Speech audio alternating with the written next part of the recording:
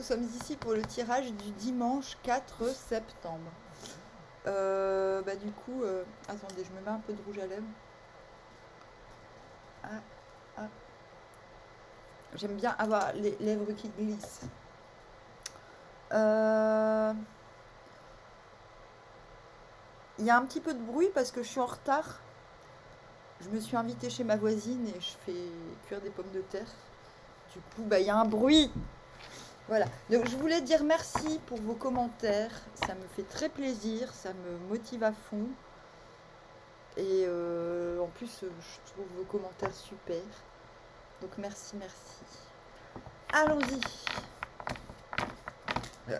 Et j'ai le hockey.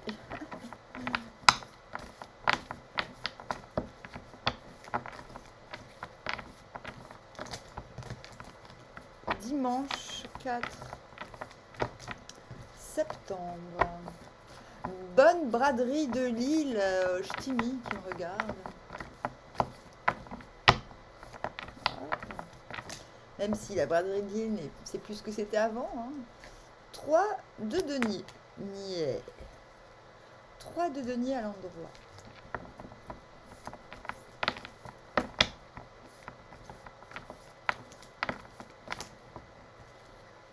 L'impératrice à l'endroit. Youhou! On l'avait à l'envers samedi. Non, là il y a 2. On a failli l'avoir. L'as de coupe à l'envers. Roi de denier à l'envers. Comme hier.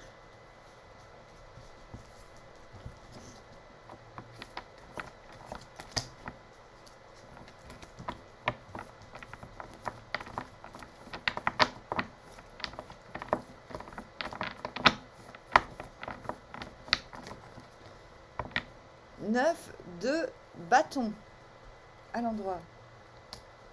Sur le 3 de sur le 3 de denier, c'est bueno. 4 de bâton. Oh, c'est ma carte préférée. Attendez, je vérifie juste si elle est bien à l'endroit. Parce que ce jeu me rend dyslexique en fait. Ouais. Non. Oui, si. Je sais pas. Mais en fait, on sait pas. On sait pas. Je sais pas.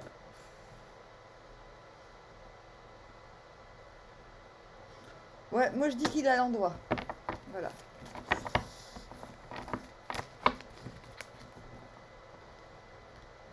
Et 9 d'épée à l'endroit. On vient d'où? On vient du 7 de denier à l'envers, mais je crois qu'on était déjà au courant. On vient de là, et d'où chez qu'on va.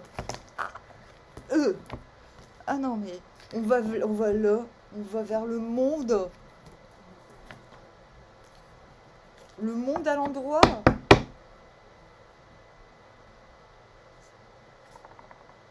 Bon, donc c'est quoi le 7 de denier à l'envers?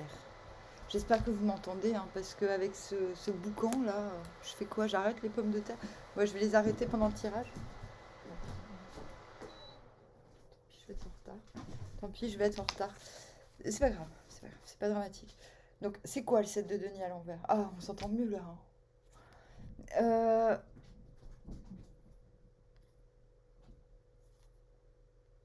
7 de denier à l'envers, c'est quand on comprend, on revisite ses priorités parce qu'on comprend que certains trucs ne vont pas porter des fruits dans l'immédiat. C'est pas à l'endroit, c'est on révise ses priorités, pas parce qu'il y a des choses qui vont pas fonctionner maintenant, mais plutôt parce que faut songer à ce qui va nous faire le plus de bien. Là, c'est même pas une question de ce qui va nous faire le plus de bien, c'est qu'il y a des trucs qui nous plombent. Parce que les faire maintenant, ça va être un petit peu too much. Et c'est pas toujours facile à faire. En tout cas, on vient de là, c'est fait normalement. Mais je pense qu'on l'avait hier. On l'avait pour samedi. Et du coup, vous démarrez en 3 de denier, 9 de bâton, c'est-à-dire prise de conscience sur le fait que vous recherchez une forme d'excellence dans les partenariats. Donc soit vous vous dites que vous êtes dans l'excellence et qu'il vous faut un super partenariat, soit vous êtes vraiment en train de réaliser que vous avez les conditions pour réaliser un super partenariat, ou en tout cas, l'idée c'est quand même de trouver. Et avec le 9 de bâton, il y a l'idée qu'on a gagné une bataille dans ce sens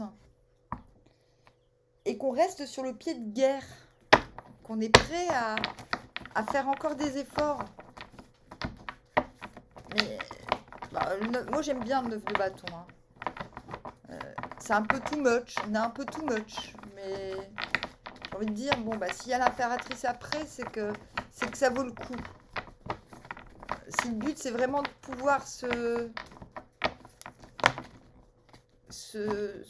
donner sans entrave, et je pense que se donner sans entrave, c'est quelque chose que tout le monde souhaite quand on n'a pas à se poser la question. Bah oui, mais si je donne et qu'après il n'y a plus rien et que ça devient n'importe quoi, l'anarchie. Non. L'impératrice, elle sait que tout ce qu'elle donne sera profitable au tout.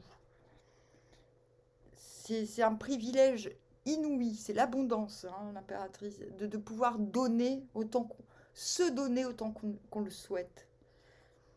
Et se donner, c'est pas que le cœur, c'est sur tous les plans. D'accord ?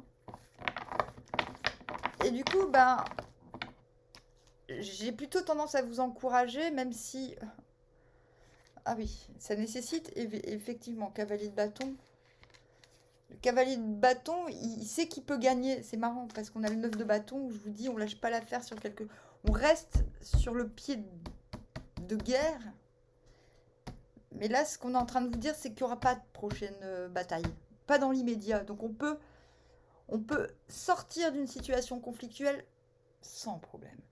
Cavalier de bâton, il pourrait obtenir... Le cavalier de bâton, c'est celui qui est tellement lui-même qui ne fera pas de concession. Il ne changera pas lui-même, même si c'est pour avoir une promotion. C'est l'exemple le plus frappant pour moi. C'est celui qui... Oui, bah écoutez, on va vous publier chez Gallimard, mais il faut juste changer une phrase. Fuck, quoi. Voilà. Non, mais je dis ça, mais moi, c'est déjà arrivé. Ils m'ont demandé de changer une phrase. J'ai dit... Gallimard. Il y en a combien qui peuvent se gausser d'avoir fait un fuck à Gallimard? Moi, j'aurais même pas fait de fuck, je l'aurais même pas répondu. Ah, salut tonton Rémi, si t'es là. Hein. Toi, tu sais. Toi, tu saches. Toi, tu as le sachoir. Donc, cavalier de bâton, il va pas signer chez Gallimard. Vous comprenez? Alors que tout le monde sait qu'il pourrait avoir cette promotion, lui, il s'en fout. S'il faut changer 1 gramme de sa personnalité pour avancer... Dyslexie, vous voyez, je gonfle la joue là, je fais ça là, j'ai failli faire ça là. J'ai vraiment une maladie bizarre, hein. C'est la dyslexie corporelle. Mais c'est pas toute la journée, c'est pas tout le temps, hein. C'est 2-3 heures par jour, parfois un peu plus, parfois moins, c'est aléatoire. Mais disons qu'en moyenne, 3 heures par jour, j'ai une forme de dyslexie avérée. Qui est dû au fait que je n'ai pas de rate, que je suis un petit peu un pirate, mais c'est pas grave. Donc du coup, 9 de bâton, vous avez gagné une bataille qui vous propulse au rang d'impératrice. Et on vous dit, cela dit, sortez, n'insistez pas. On vous demande pas de rentrer en mode réceptif. On vous demande pas d'aller réparer vos blessures. De toute façon, vous n'avez pas le temps. Clairement. On vous dit, quoique l'impératrice est réceptive, on vous dit, ok, vous avez gagné une bataille, vous n'avez pas gagné la guerre, mais en fait, il y aura peut-être plus de bataille. Ne cherchez pas à gagner la guerre, en gros. D'accord? On vous dit, je vais tirer une autre carte. On vous dit, l'excellence est à votre portée. Vous pouvez avoir des partenariats extrêmement fructueux. Donc oui, l'impératrice est réceptive, mais elle n'est pas que ça. Et qu'est-ce qui vous propulse en impératrice? 7 de coupe, multitude d'opportunités qui s'offrent à vous soudainement. Et 4 de bâton, direct. Direct. 4 de bâton, c'est ma carte préférée. C'est la carte de quand on... quand on coupe pas du bois pour soi-même et tout seul. C'est quand on entretient la machine, on entretient le poêle à bois, on entretient le feu du quotidien. Et on se contente. Et ce qui est magique avec cette carte, c'est qu'enfin on peut le faire en compagnie des autres. C'est-à-dire que c'est pas quelque chose.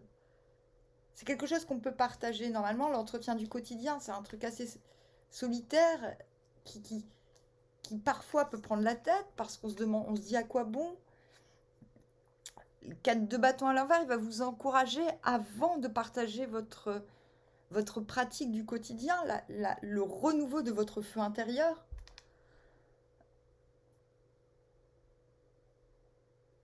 Pour moi, le 4 de bâton, c'est le mélange du 30, de l'hexagramme 30, le feu, la clarté, et de l'hexagramme 50, le chaudron. Si ça vous intéresse, vous allez voir, hexagramme 50, hexagramme 30 du Viking. Donc c'est marrant parce qu'on a d'un côté le cavalier de bâton à l'envers, donc je pourrais gagner la guerre, mais la situation elle pue tellement que je vais me contenter d'avoir gagné une bataille. Et le fait de vous raviser, le fait de ne pas insister plus, alors que vous auriez pu obtenir la guerre les doigts dans le nez, hein, on a bien compris, on l'a compris, tout le monde le sait, et là vous décidez de vous en foutre.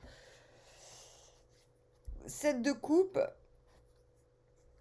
une masse d'opportunités s'offre à vous, c'est la vitrine des vanités, j'ai envie de dire. Et bon, il y en a, ils vont tout prendre, il y en a qui vont prendre qu'une coupe, il y en a, ils vont rien prendre du tout, ils vont préférer faire le ménage d'abord. Enfin, donc, cette de coupe, dans le prédictif, ça veut pas dire grand-chose. Surtout que là, elle est sous-jacente au tirage, la carte. Donc, plutôt que d'aller réclamer la guerre, vous vous rendez quand même compte qu'il y a tellement d'opportunités qui s'offrent à vous que ça vous propulse dans l'abondance, l'impératrice. Vous êtes dans une posture inébranlable. Avec le 4 de bâton, c'est vous la chaudière. C'est vous qui savez partager le quotidien. Donc là, l'impératrice pour le 4 de bâton, c'est ça. C'est vous êtes le chaudron, en gros. La personne qui renouvelle le feu intérieur et le feu commun. C'est pas rien. 4 d'épée à l'envers. C'est marrant ça. On est en train de vous dire que par contre, il va falloir un grand repos. Ah, c'est pour ça que je suis étonnée qu'on n'ait pas eu le 9 de bâton à l'envers. 9 de bâton à l'envers, c'est écoute, ok, t'as gagné une bataille, mais là, va falloir que t'ailles te réparer. Et là, 4 d'épée, c'est bon, il y a un moment, il va falloir faire les siestes. La sieste, les gars. Et les garces. Non, mais parce que on a ce roi de denier à l'envers. Donc, l'idée, avec un 9 d'épée, l'idée que, en vérité, malgré tout, ce qui est beau, ce qui est fort, vous savez pas encore vraiment où emmener les troupes. Je demande confirmation de ce que je suis en train de dire.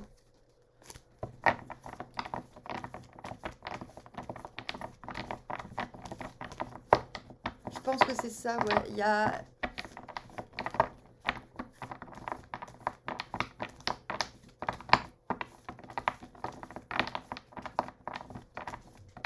Parce qu'avoir le 9 d'épée, je pense que vous arrivez demain à un état de fatigue qui nécessite vraiment de prendre un somnifère. Parce que c'est beaucoup, hein, là.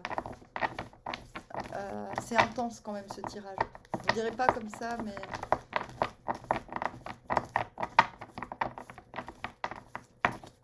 Et qui a les bébés.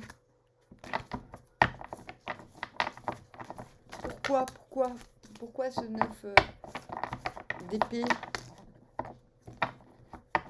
Est-ce ce roi de denier à l'envers. Le roi de denier à l'envers, je vous l'ai déjà dit hier. C'est un roi, certes, mais qui est obligé d'être un petit peu superficiel parce que trop d'ambition d'un seul coup, et ce qui est logique. J'ai envie de dire trop d'ambition mal placée. Mal placée parce qu'on ne sait pas exactement où on va. C'est bien, Amandine, continue de te couper la parole toute seule. Continue comme ça.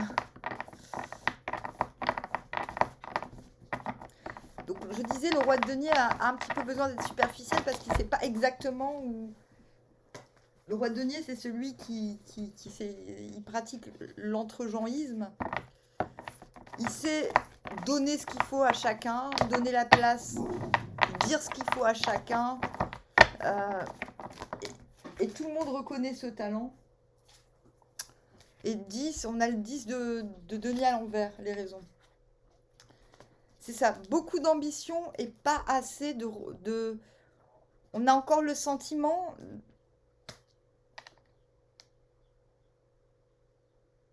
de devoir...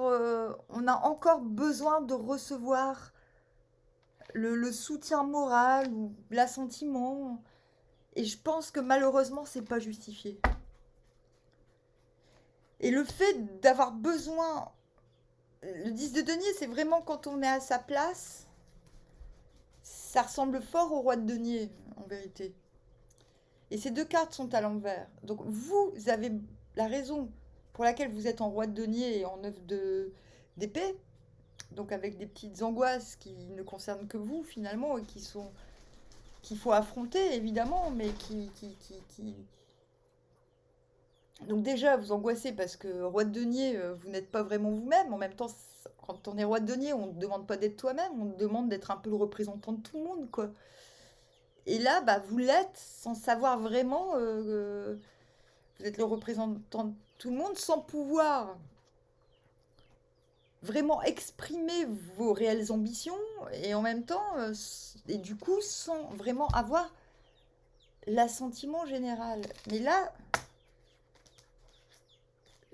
que le 9 d'épée nous indique quand même, c'est qu'en fait, ça, c'est que dans votre tête. Si vous êtes roi de denier, c'est que vous êtes fatalement à votre place. Donc vous n'avez pas réellement besoin d'assentiment.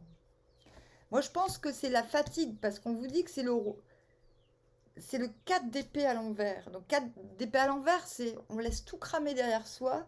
C'est un repos qui va permettre ensuite de passer à la page blanche, si vous voulez. Mais du coup, vous n'êtes pas encore à cette page blanche, parce que ce repos, il n'a pas encore été acté. Ok. Donc, quand je dis demain, prenez un somnifère si vous n'arrivez pas... Voilà, petit conseil de bâton, je m'en doutais. Faire les plans. Donc ça, c'est pour les prochains jours. Vous allez planifier la suite. En tout cas, rien n'est retiré du positif. Le seul truc négatif, c'est qu'à un moment, et c'est normal, le 7 de coupe, ça fait un petit peu tourner la tête. Hein. Impératrice 4 de bâton, c'est quand même extrêmement fort.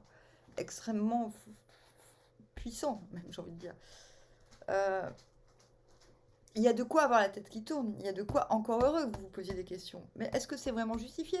Est-ce que je suis capable? C'est plutôt normal de se poser ces questions. J'ai envie de dire, c'est plutôt sain. Donc, 2 de bâton, c'est le diable. Les conseils pour ces prochains jours. Et je triche un peu, je fais un petit peu de l'avance. C'est parce qu'après, on change de jeu.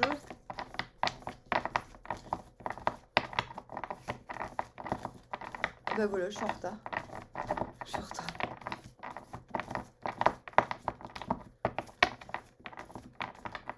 Ah bah c'est bon, on va se débrouiller avec ça. Et ben ouais, en fait, le 2 de bâton, c'est vous êtes enfin conscient de votre valeur. Il n'y a pas à chier.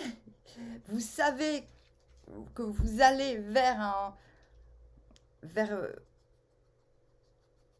quelque chose qui vous inspire. Il y a une inspiration réciproque. Et en plus, vous avez une forte stimulation morale. Moralement, vous êtes extrêmement stimulé par l'entourage, ou alors par les événements. C'est pas forcément les gens, c'est peut-être les situations en elles-mêmes. Il y a quelque chose de très stimulant. Et ce qu'on vous dit, c'est qu'il va falloir... Là, vous êtes réorganisé votre petit quotidien et vous arrivez à quelque chose d'extrêmement aligné, on va dire, dans votre quotidien. Quelque chose qui peut être partagé, quelque chose qui est vu comme étant vertueux.